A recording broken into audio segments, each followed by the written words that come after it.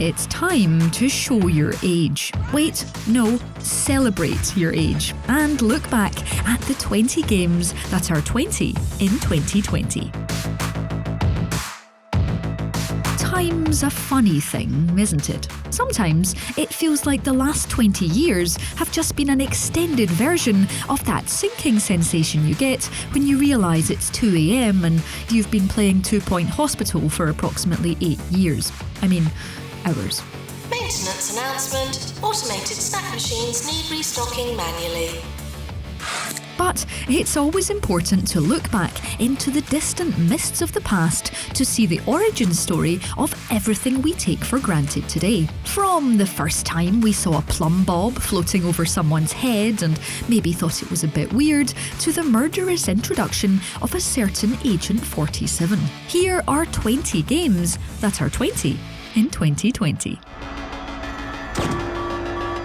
Oh yes, it all started here. The year 2000 was the very first year of Will Wright's The Sims. The turn of the new millennium began your lifelong obsession with digitising your friends and then torturing them with the mundanity of everyday life. And clowns, of course.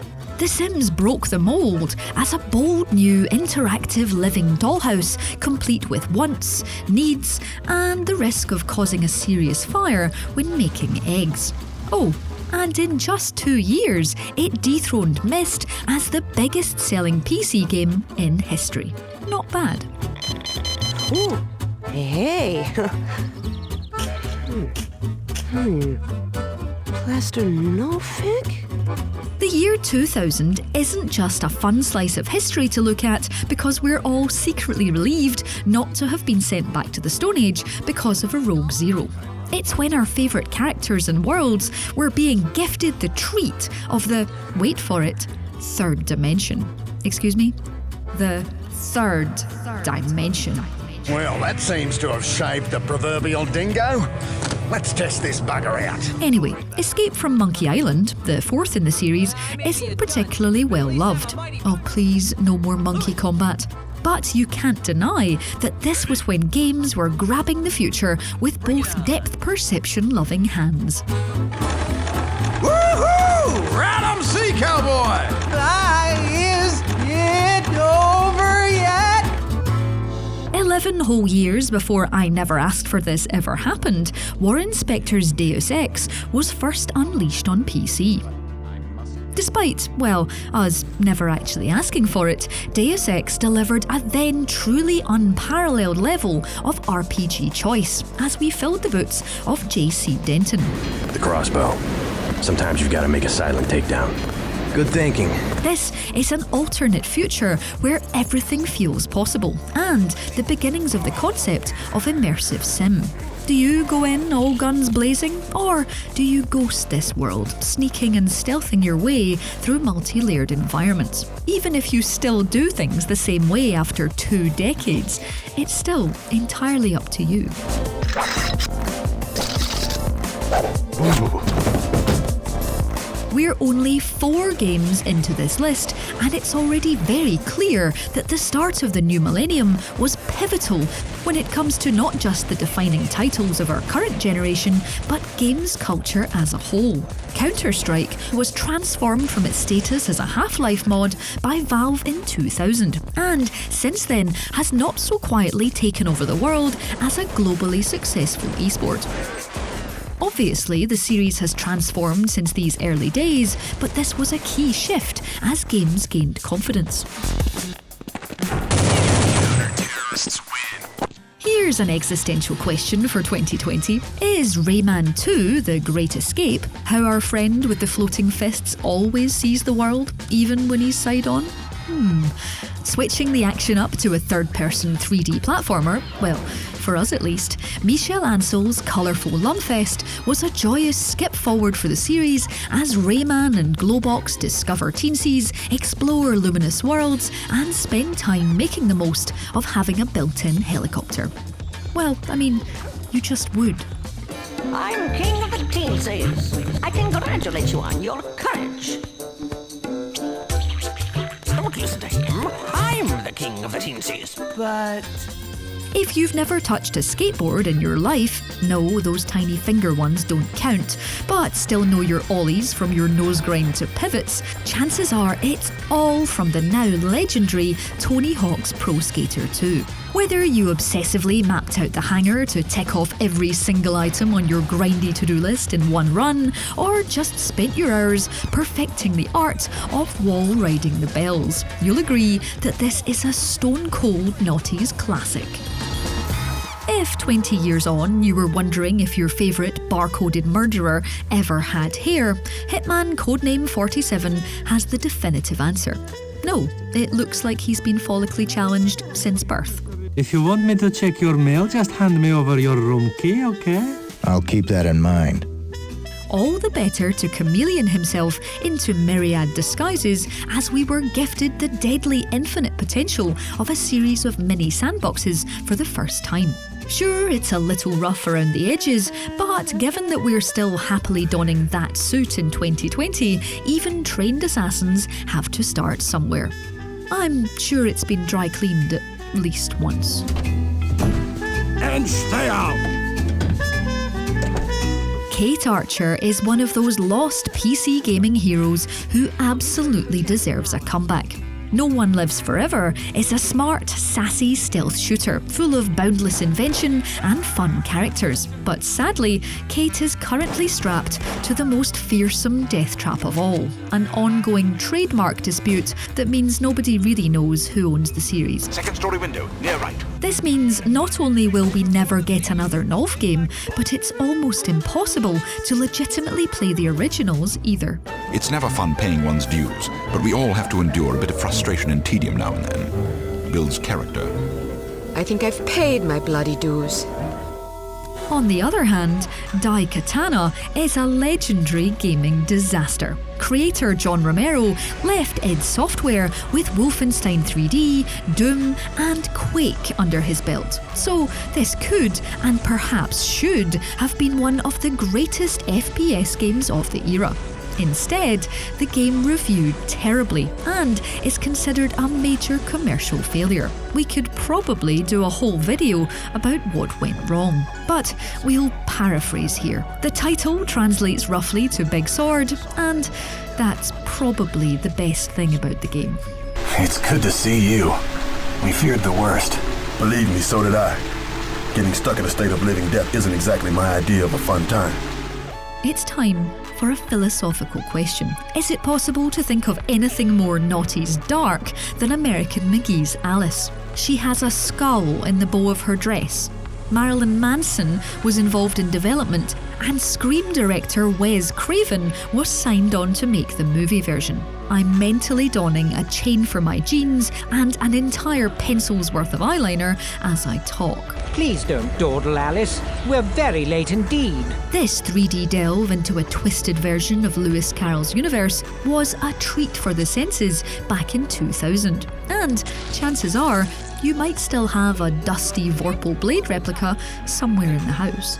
I'll have the turtle shell now, you disgusting ogre.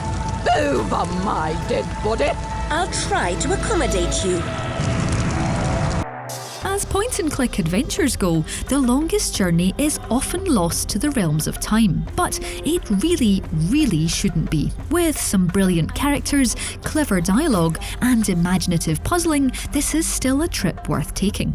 Oh, and the nice thing is that because it's 20 years old, there are plenty of guides for when you inevitably get stuck. Or maybe that's just us. That's a pretty cool catch.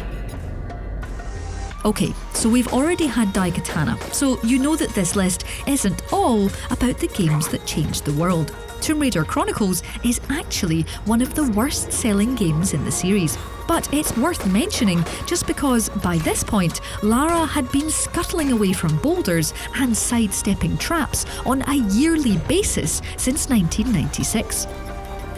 Yep, poor Ms. Croft even died in the fourth in the series, and Core Design were forced to resurrect her for Chronicles. Sorry, Lara, you can't even sleep when you're dead. It ain't over till the fat lady sings. Diablo 2 might be one of the best games ever made. And it's certainly one of the best of its generation. So many great action RPG ideas were cemented in place here. Gem and socket crafting, the AI mercenary buddies, and even the structure itself. It's almost shocking to look back at this game, nestled as it is between numerous other classics, and think about just how lucky PC gamers were in the year 2000. Honestly, where did we find the time? I implore you, stranger, please help us. Find a way to lift this terrible curse, and we will pledge our loyalty to you for all time. And here, case in point, is Baldur's Gate 2 Shadows of Amn. Proving that the year was an embarrassment of riches, we got one of the best RPGs ever made. Complete with a star turn from David Warner as that nasty John Irenicus, and more of Minsk and his miniature giant space hamster, Boo. We are all heroes. You and Boo and I. Hamsters and rangers everywhere. Rejoice! This is the reason why old-school strategy fans still get positively thirsty at the thought of an isometric camera. And it's still worth going back to play now. Enough! I will no longer listen to the babbling of ignorant children. The year 2000 was a true golden, metal age for the immersive sim genre, with the release of the second of Garrett's adventures in the shape of Thief 2. The city was open to us once again, this time with an even greater focus on discovery and making the most of the uniquely layered environments. Stealth and Cunning is the name of the game here. And if you want to find out where Dishonored was born, it's time to do your, frankly still incomparable, homework. Is that the best you can do?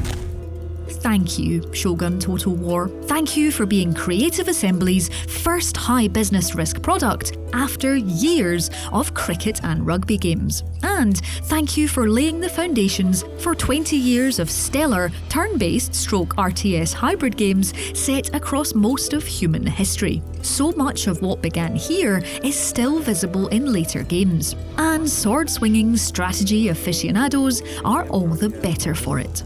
I was born with a sword in my hand. I will spend my life in battle with that sword. Now, is including Age of Empires 2 The Conquerors an expansion pack a limp excuse to talk about just how great Age of Empires 2 is? Well, yes it is, but that's fine, because once in a while it's nice to sit down on your tactics throne and think deeply about this universally acclaimed strategy game. And with a fourth Age of Empires game coming from Relic, possibly even this year, there's even more reason to look back and celebrate this RTS wonderkind.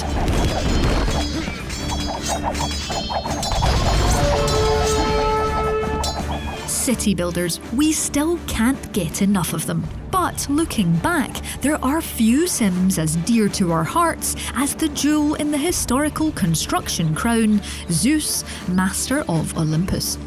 Happily still available and as enjoyable as 2 decades ago, this build-your-own Greek city em-up is still as charming and downright compelling as it always was. Sure, there are plagues, gods and monsters, but as it is with city skylines now, the little human successes of your metropolis are still what matters. Yay, they're alive! Or not, if a hydra has anything to do with it.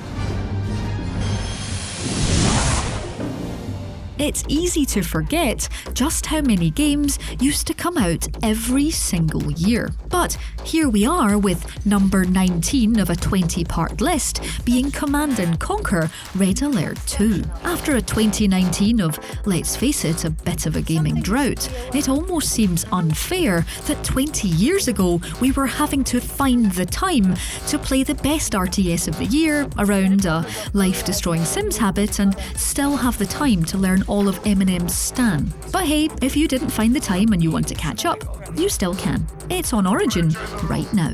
Welcome to the future of Soviet Union. I wanted to introduce you to my little friend. This is Sam, like Uncle Sam. Say hello, little uncle.